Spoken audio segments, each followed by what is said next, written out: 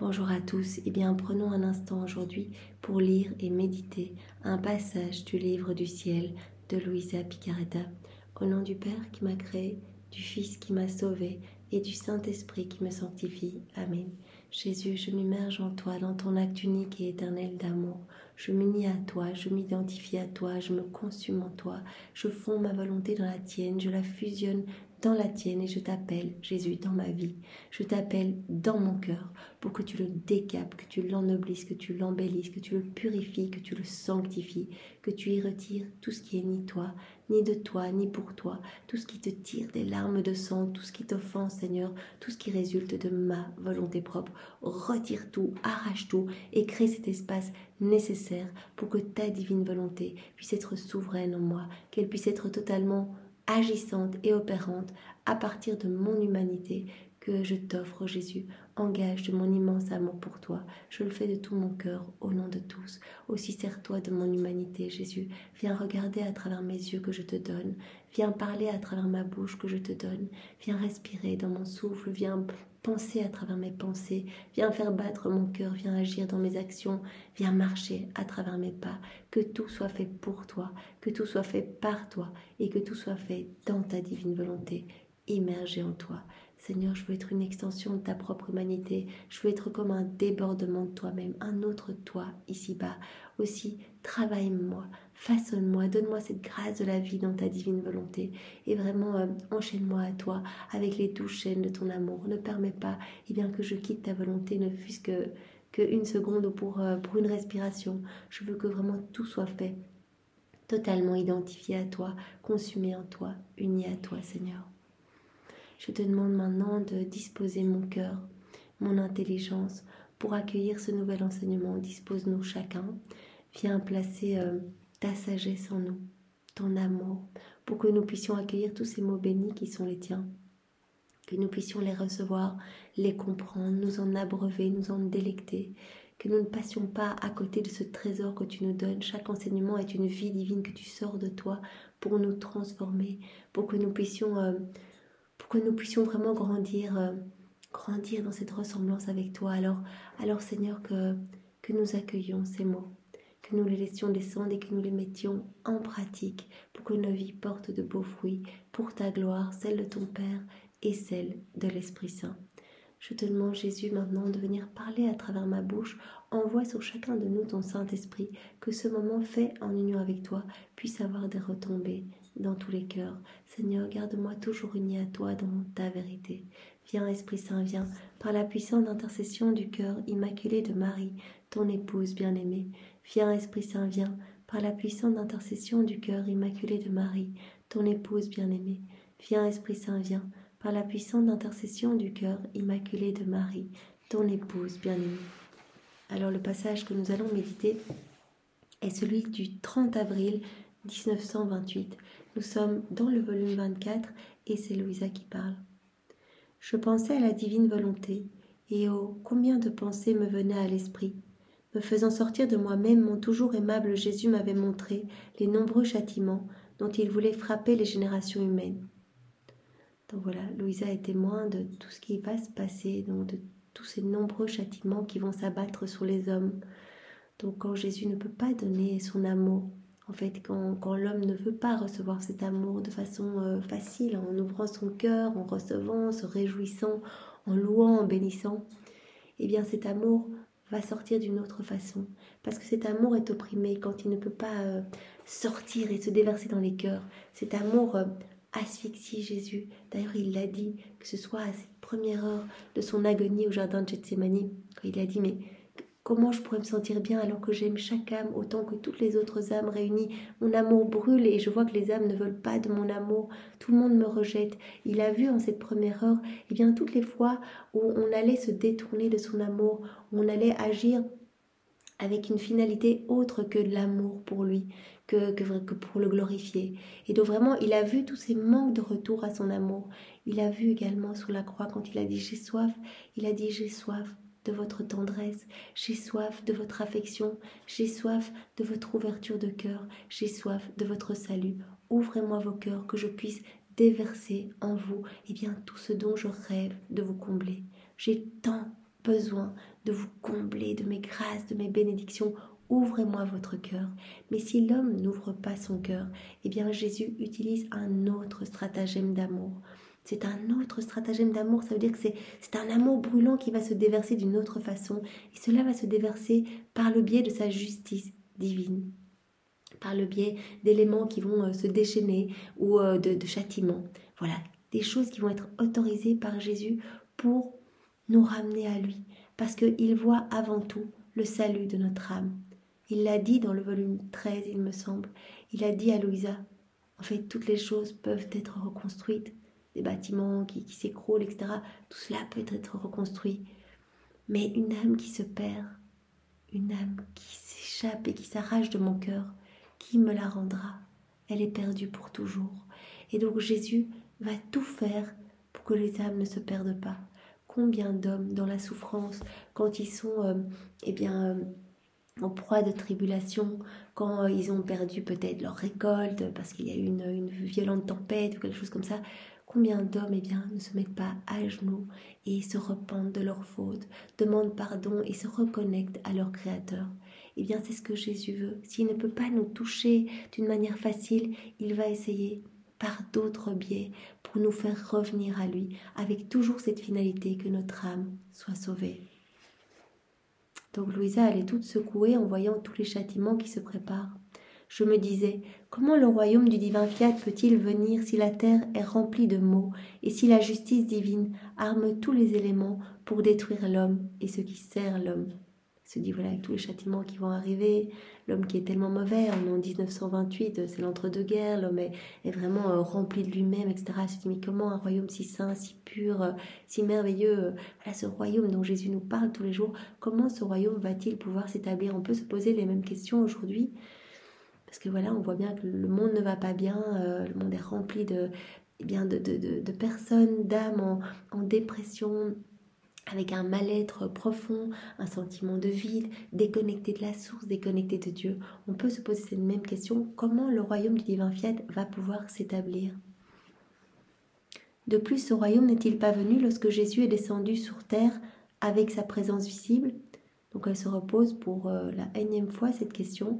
Je pense que Jésus autorise ce questionnement en Louisa pour nous répondre à chacun de nous, parce que nous nous sommes tous déjà posé cette question, mais pourquoi est-ce que Jésus n'a pas établi le royaume de sa divine volonté lors de son passage sur la terre, en même temps qu'établir le royaume de la rédemption? Et donc en fait Jésus va nous répondre pour la énième fois en répondant à Louisa. Comment peut-il venir maintenant, vu l'état actuel des choses? Cela me semble difficile. Et mon doux Jésus se manifesta en moi et me dit, « Ma fille, tout ce que tu as vu servira à purifier et à préparer la famille humaine. » Donc voilà, tous ces châtiments que tu as vus, eh bien cela va me permettre de réordonner les âmes, de les nettoyer, de les purifier, de les embellir. Les troubles serviront à réordonner et les destructions à construire de plus belles choses. Si un bâtiment qui s'écroule n'est pas détruit, on ne peut pas en former un nouveau et plus beau sur ses ruines elles-mêmes. Je ferai tout servir à l'accomplissement de ma divine volonté. C'est important, tout va servir à l'accomplissement du royaume de la divine volonté, à la venue du royaume du divin fiat. Tout va servir à l'accomplissement du divin fiat. Par ailleurs, quand je suis venue sur terre, notre divinité n'avait pas décrété la venue du royaume de ma volonté. Jésus dit, eh bien voilà, tu t'es posé la question encore une fois. Eh bien non, quand je suis venue sur la terre, je n'ai pas décrété la venue du royaume de ma divine volonté, mais celui de la rédemption. Et en dépit de l'ingratitude humaine, elle a été accomplie. Cependant, elle n'a pas encore parcouru toute sa route. Bien des régions et des peuples vivent comme si je n'étais pas venue. Et il faut donc qu'elle fasse son chemin et aille partout, car la rédemption est la voie préparatoire au royaume de ma volonté. Donc Jésus dit, en fait, lors de mon passage sur la terre, ce n'était pas le moment de parler du royaume de ma divine volonté. Parce que l'homme n'aurait pas été capable d'accueillir toutes ces vérités. Donc nous avons dû commencer vraiment par les premières lettres de l'alphabet. Voilà, c'est comme si on avait d'abord enseigné les lettres pour après donner toutes ces vérités importantes maintenant à toi, Louisa, relatives au royaume de la divine volonté. Mais à ce moment-là, eh bien, voilà, j'ai parlé en parabole, j'ai raconté des petites histoires, j'ai vraiment donné des informations très simples et j'ai décrété le royaume de la rédemption. La rédemption est vraiment la voie préparatoire au royaume de la divine volonté. Même si on le sait, tout ce que Jésus a fait lors de son passage sur la terre, appelait le royaume de la divine volonté. On le sait, même si explicitement il ne parlait pas de sa divine volonté, tout ce qu'il faisait, nous réhabilitait à vivre dans ce royaume. Il nous récupérait ce royaume qu'Adam avait perdu lors de sa chute, lorsqu'il avait quitté la divine volonté. Donc Jésus, voilà, quand il était petit, ça a commencé même la seconde 1 de son incarnation dans le sein de sa maman, et puis toute son enfance, etc. Tout ce qu'il faisait, c'était pour nous permettre de vivre à nouveau dans ce royaume. Donc il nous a vus à travers les siècles, il a repris tous nos actes déconnectés du divin vouloir, tous nos pas, nos pensées, nos regards, nos paroles, etc. Il a repris tout cela. Il a tout vaincu avec sa volonté humaine, il a tout refait avec sa divine volonté, au prix de terribles souffrances, ce que sa divinité a imposé à son humanité. Donc c'était vraiment des morts continuelles, une mort par acte déconnecté de la divine volonté pour chaque personne de chaque génération. Je ne sais pas si vous imaginez le nombre de morts que Jésus a vécu, a souffert en fait. Il a dit, mais ce que j'ai vécu fin de ma vie, ces tortures, c'est vraiment ces souffrances, ces 3 couronnements d'épines, ces flagellations, crucifixions atroces, etc. Ce n'était rien par rapport à tout ce que j'ai souffert pendant les 34 années de ma vie, tout ce qui était souffert à l'intérieur, vraiment ce que ma divinité imposait à mon humanité dans mes fibres les plus intimes. Donc on sait que Jésus appelait continuellement ce royaume, mais il dit, je n'ai pas décrété la venue de ce royaume parce que ce n'était pas encore le moment. Donc voilà, certains de mes apôtres ont pu voir ma divinité lors de ma transfiguration, ils ont pu voir vraiment ma divinité débordant de mon humanité, mais pour les autres, ils n'ont eu que des bribes de ma divinité. Mais ce qui est intéressant ici, c'est que la rédemption est vraiment la voie préparatoire au royaume de la divine volonté. Elle est l'armée qui marche devant pour préparer les peuples à recevoir le régime, la vie et le roi de ma divine volonté. Ainsi, ce qui n'a pas été décrété alors, nous le décrétons aujourd'hui. Voilà, ce n'était pas le moment à ce moment-là, parce que l'homme n'aurait pas été capable de recevoir, c'est le moment aujourd'hui. Voilà, il a fallu ces milliers d'années. Et aujourd'hui, Louisa, nous t'avons trouvé, Jésus lui a dit, on a fait le tour vraiment de la planète plusieurs fois, j'ai fait le tour avec mon Père, avec l'Esprit Saint, pour trouver l'âme la plus petite, la plus humble, pour accueillir ces vérités, pour pouvoir les recevoir et recevoir cette mission si fondamentale de former le royaume de la divine volonté. Comme on l'a vu, tout a déjà été fait. Jésus a déjà refait toutes nos vies. Toutes nos vies sont belles, ont été refaites complètement, sont parfaites. Et tous nos actes, toutes nos vies sont là en actes suspendus. Il suffit que nous nous unissions à Jésus pour recevoir nos vies refaites. Donc c'est magnifique. Mais Jésus dit, voilà, tout a été fait, mais maintenant c'est le moment où nous voulons que ces vérités, que les connaissances puissent se propager. Et donc nous te les donnons à toi pour que tu en sois la dépositaire et que avec mon aide, parce que bien sûr Jésus a dit ce sont mes écrits, ce sont mes mots, ce sont mes paroles, chaque vérité est vraiment une vie que je sors de moi, maintenant tu vas les mettre par écrit et des âmes vont pouvoir les recevoir, s'en abreuver et se laisser transformer. Et donc ainsi va s'établir mon royaume sur la terre. Donc c'est maintenant que nous décrétons quelque chose, c'est maintenant que nous décrétons l'accomplissement du royaume de notre fiat. Et lorsque nous décrétons quelque chose, tout est fait. En nous, il suffit de décréter pour que s'accomplisse ce que nous voulons. Voilà, tu vois Louisa que c'est quelque chose qui est voulu de toute éternité par Dieu.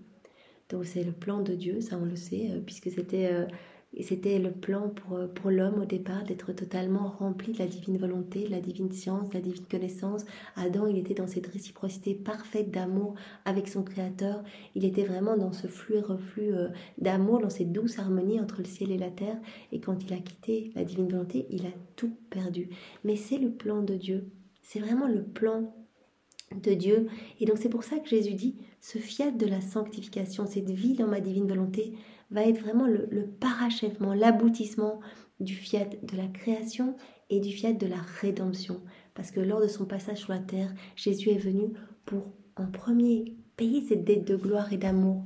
Tout ce que l'homme n'avait pas donné depuis la chute d'Adam, voilà, tout ce que ses mains n'avaient pas loué, tout ce que ses yeux n'avaient pas regardé vers le ciel, tous ses pas qui n'avaient pas marché vers son Créateur, etc.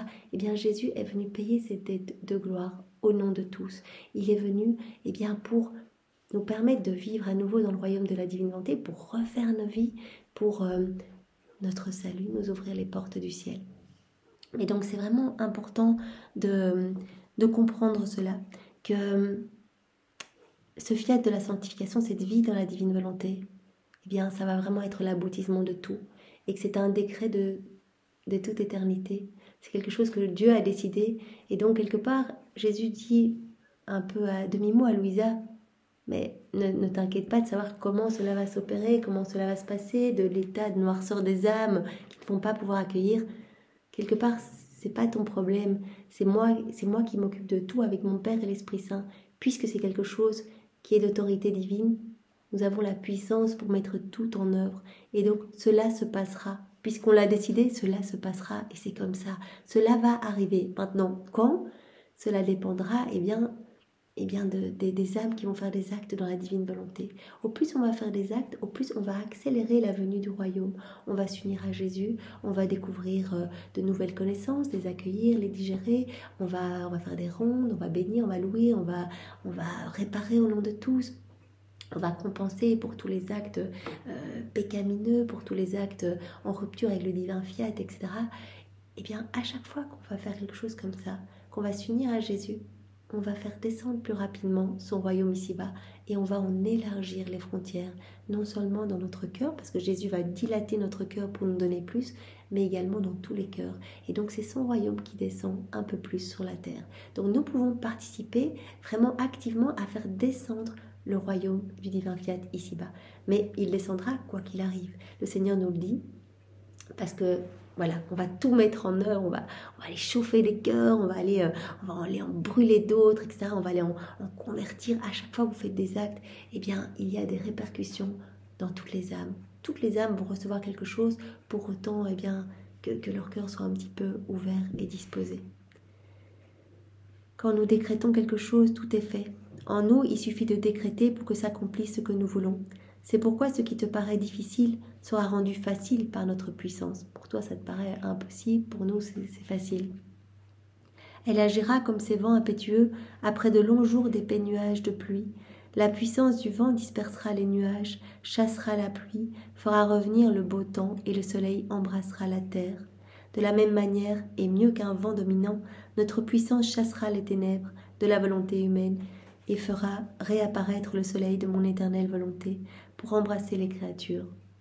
Donc voilà, Jésus dit, eh bien, de la même manière qu'un vent impétueux, un vent puissant va chasser des nuages remplis de pluie et va ramener le soleil, eh bien ici, la puissance vraiment de notre volonté, notre puissance va chasser les ténèbres, les décombres, toutes les mauvaises choses des âmes en fait, pour ramener le soleil du divin vouloir, le soleil de notre divine volonté dans les cœurs, pour que le soleil de notre éternelle volonté puisse embrasser les créatures à nouveau.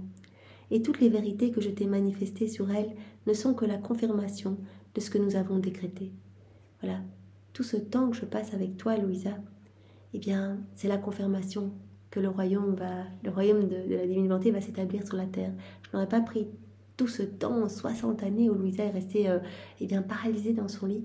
Et Jésus est venu assez régulièrement lui parler, lui donner vraiment toutes ces vérités magnifiques relatives à la divine volonté. Et bien, s'il a fait cela, c'est qu'il a vu qu'à travers les générations, ces vérités allaient toucher, allaient transformer, allaient convertir, allaient sanctifier, que des vies allaient changer. Voilà, en se plongeant dans les écrits du ciel, que des choses allaient se passer. Parce que ça, il l'avait dit à de multiples reprises, eh bien que voilà, il ne fait rien d'inutile.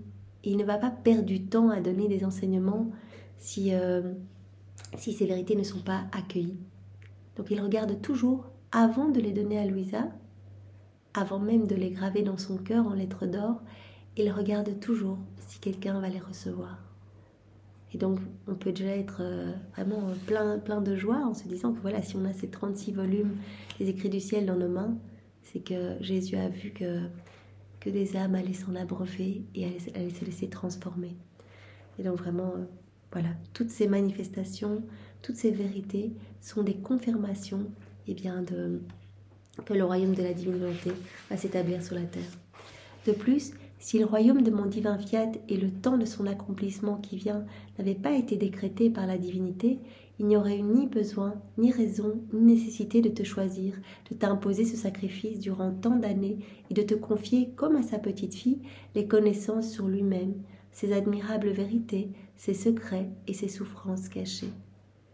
De plus, la divinité a agi avec toi d'une manière toute paternelle et maternelle, afin de semer en toi la semence de filiation divine, pour que tu prennes à cœur ses intérêts plus que s'ils étaient les tiens. Voilà, Jésus dit bien à Louisa que chaque nouvelle connaissance l'a enchaîné davantage au cœur de Jésus, vraiment avec ces chaînes de lumière, ces chaînes de douceur, ces chaînes d'amour. Il y a des chaînes de filiation de plus en plus intenses en fait, qui la lient à Jésus et qui vraiment lui font prendre à cœur cette mission qu'elle a de former le royaume de la divine volonté en union avec Jésus. Et vraiment, nous, à notre petite échelle, Jésus nous dit, à chaque fois que vous vous plongez dans les écrits du ciel, à chaque fois que vous faites des actes en union avec moi, que voilà, vous faites votre vaisselle dans la divine volonté, que vous nettoyez, que vous dormez, que vous allez au travail, que vous allez vous occuper de vos enfants, etc. Tout ce que vous faites en union avec moi, eh bien, je rajoute des chaînes pour vous lier un peu plus à moi. Vraiment pour que vous ne puissiez plus m'échapper, que vous soyez dans cette douce étreinte. Ce n'est pas une étreinte comme un enchaînement, comme le péché qui nous enchaîne et on ne sait plus s'en départir. On voudrait se détacher de toutes ces mauvaises habitudes, ces mauvaises tendances, etc. Mais on n'y arrive pas, c'est un enchaînement pénible. Mais Jésus nous dit, quand vous vous plongez dans ma divine volonté, non seulement c'est moi qui viens vous libérer, je viens avec ma maman et je viens nettoyer votre âme, je viens vraiment la sanctifier, je viens retirer vraiment tout ce qu'il y a de laid. Et avant que vous ne vous en rendiez compte, eh bien votre vie sera différente. Je vous aurai vraiment transformé. Mais en plus, à chaque fois que vous faites des actes, vous vous enchaînez un peu plus à moi. Et donc je vous donne cette soif de n'aimer que moi en fait. Mais ce sont des chaînes qui vous laissent libre en fait. C'est comme si vous étiez dans mon cœur, mais vous êtes libre de vous gorger de tout cet amour, de toute cette splendeur. En fait, vous êtes libre dans l'amour et vous êtes vraiment vous êtes libéré en fait de votre esclavage du péché. Donc vraiment le Seigneur nous appelle à nous aussi faire des actes pour qu'il puisse nous attacher un peu plus à lui dans ces chaînes de filiation, dans ces liens de filiation.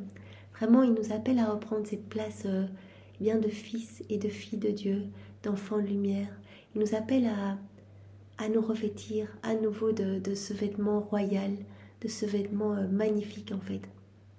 Et Jésus utilise souvent dans les écrits du ciel ou dans les 24 heures de la Passion, ces images pour nous montrer à quel point nos âmes sont laides et méconnaissables quand elles sont déconnectées de Dieu, quand elles sont déconnectées de la source, à quel point nos âmes sont nauséabondes et qui se dégage une odeur vraiment affreuse de nos cœurs en fait.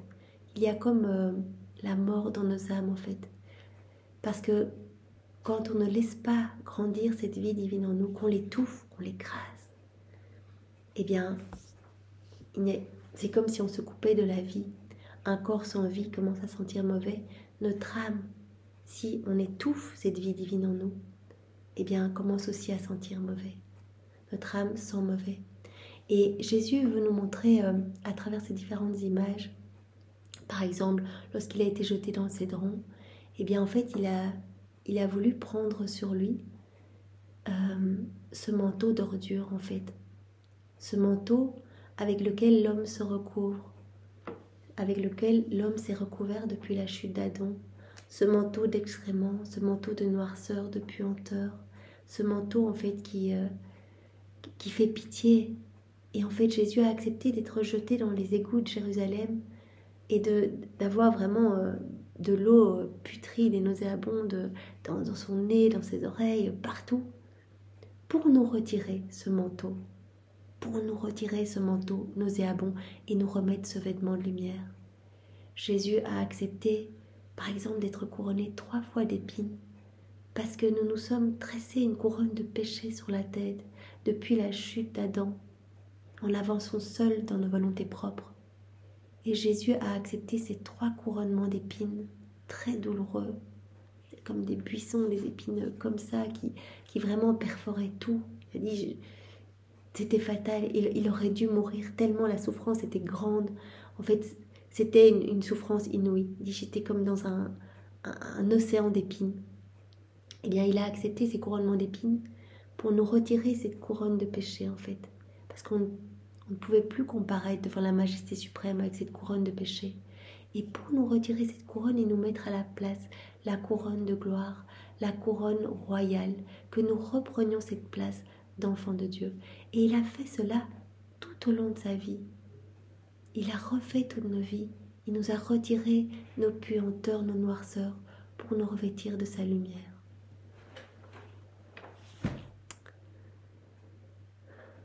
Donc Jésus dit bien à Louisa que toutes ces connaissances, toutes ces vérités qu'il lui donne, eh bien, confirment bien le fait que le royaume de la divine volonté va s'établir. Si le royaume de mon divin fiat et le temps de son accomplissement qui vient n'avaient pas été décrétés par la divinité, il n'y aurait eu ni besoin, ni raison, ni nécessité de te choisir, de t'imposer ce sacrifice durant tant d'années et de te confier, comme à sa petite fille, les connaissances sur lui-même, ses admirables vérités, ses secrets et ses souffrances cachées. De plus, la divinité a agi avec toi d'une manière toute paternelle et maternelle afin de semer en toi la semence de filiation divine pour que tu prennes à cœur ses intérêts plus que s'ils étaient les tiens. Cela indique la réalité de ce qui a été décrété par nous au point de choisir le sujet, d'utiliser les moyens et de donner les enseignements en vue de descendre dans la famille humaine et d'établir en son sein ce qui a été décrété au ciel. Tout a été décrété au ciel. Jésus dit, tout a été décrété par nous. Donc, tu as été choisi et tu es un instrument entre nos mains. Mais nous nous occupons de tout. Tu dois juste te concentrer vraiment de rester uni à moi. Garder tes regards fixés dans les miens. De ne rechercher que ma volonté. Et moi, je vais m'occuper de tout. Si le royaume de ma volonté n'avait pas été décrété, je ne t'en aurais pas parlé autant, et je ne t'aurais pas non plus choisi d'une manière toute spéciale pour ce dessein. S'il n'en était pas ainsi, ma parole aurait été sans vie et sans fruit, et sans vertu générative et fécondante. Donc on sait que ce n'est pas le cas, la parole de Jésus a cette vertu générative, a cette vertu fécondante, ce qui ne se peut. Voilà, Jésus dit, voilà, si je t'avais parlé comme ça, mais qu'on avait vu que mon royaume n'allait jamais arriver, eh bien, c'est pas possible. Ma vertu, ma parole a vraiment la vertu de générer. Chaque parole qui sort de ma bouche, chaque enseignement que je te donne est une vie divine qui va transformer, qui va vraiment façonner les cœurs. Ma parole possède la vertu de générer et de former par sa fécondité sa descendance de vie infinie. C'est ce qui s'est produit dans la rédemption, parce qu'elle avait été décrétée par nous au ciel. Une vierge fut créée qui devait être la mère du Verbe éternel. Voilà, tout avait été décidé dans le ciel, décrété dans le ciel. Et donc, à ce moment-là, voilà, Marie a pu être créée. Si la rédemption n'avait pas été décrétée, il n'y aurait eu aucune raison ni nécessité de créer cette Vierge pleinement unique et spéciale, ni de donner tant de manifestations aux prophètes qui ont parlé en détail de la vie du Verbe dans son humanité, décrivant de manière si vivante ses souffrances, comme s'ils étaient là présents devant eux. Donc Jésus dit, eh bien, si cela n'avait pas été décidé par nous, décrété par nous, eh bien, on n'aurait pas décidé de créer la Vierge Marie, on n'aurait pas donné toutes ces manifestations aux prophètes avec des détails parfois tellement précis sur mes souffrances, etc. Donc vraiment, c'est parce que cela est d'autorité divine, que cela a été décrété par nous, qu'on a tout mis en place. En fait, c'est nous qui nous occupons vraiment de la mise en place de tout, comme pour le royaume de la rédemption. Ici, nous nous occupons également de la mise en place du royaume du divin fiat. Tout a été décidé, tout cela a été décrété de toute éternité par nous. Et donc ce royaume arrivera. Et donc nous t'avons choisi, nous t'utilisons comme instrument, nous te donnons toutes ces vérités. Nous les gravons d'abord dans ton cœur en lettres d'or, puis nous t'aidons à les mettre par écrit, etc. Et donc tout est vraiment grâce, tout est cadeau en fait. Mais tout est sous notre contrôle. Donc c'est pour ça que c'est intéressant de se rendre bien compte que, voilà, Louisa qui s'est demandé comment cela va arriver, etc. Et nous pouvons nous poser cette même question. Eh bien Jésus nous dit, ce n'est pas notre problème, il faut lui faire confiance, cela va arriver. C'est pourquoi lorsque notre divine bonté daigne choisir et se manifester elle-même, c'est le signe certain et le commencement de l'accomplissement de ses œuvres telles que décrétées. Voilà.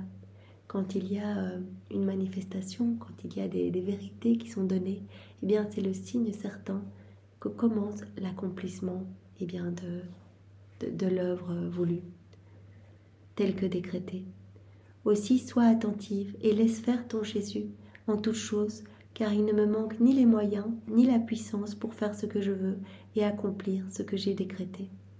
Eh bien Seigneur, tu nous montres aujourd'hui combien nous devons nous abandonner entre tes bras, te faire confiance et vraiment être comme des petits nouveau-nés, des petits nourrissons. Aussi donne-nous vraiment cette grâce. Parfois, c'est vrai que nous avons besoin de prendre un petit peu les commandes, etc. Mais Seigneur, nous nous abandonnons à toi. Nous nous abandonnons à toi. Nous voulons te prendre dans nos bras et te recouvrir de tout l'amour de Maman Marie, de tous ses baisers, de sa tendresse, de ses caresses. Nous voulons te recouvrir de l'amour trinitaire. Nous voulons recouvrir ta maman également de ton amour, de tes gestes tendres, de tes grâces, de tes bénédictions. Nous voulons vous recouvrir l'un l'autre et bien de tous les actes d'amour, Jésus, que tu as placés dans l'œuvre de la création, dans l'œuvre de la rédemption, dans l'œuvre de la sanctification. Nous voulons vous recouvrir l'un l'autre de tous les actes d'amour, de tous les saints de tous les temps. On va récapituler tous ces actes qui ont été faits vraiment par amour pour vous. Les prières, les rosaires, les sacrifices, les jeûnes, les martyrs, les dévotions. On veut tout reprendre et tout plonger dans ton acte unique et éternel d'amour pour ne t'offrir que du divin, Seigneur, et pour n'offrir à ta maman que du divin. Et on veut vraiment vous en recouvrir continuellement et on veut le faire à chaque battement de nos cils, chaque battement de nos cœurs, à chaque mouvement. On veut vous dire vraiment tout le temps qu'on vous aime et on veut se consacrer à vos deux cœurs unis. Nous voulons nous consacrer à vos deux cœurs et nous unir à vous dans vos peines, dans vos prières, dans vos réparations. On veut être tout le temps avec vous. Jésus, Marie, venez continuer votre vie en nous. Merci Jésus pour cet enseignement que tu nous as donné à travers la personne de Louisa. Sois loué, béni et glorifié au nom de tous, dans ta divine volonté. Et je vous demande pardon, je suis encore malade et donc j'ai encore l'esprit qui est très encombré. Soyez bénis, à demain, au nom du Père et du Fils et du Saint-Esprit. Amen. Au revoir à tous.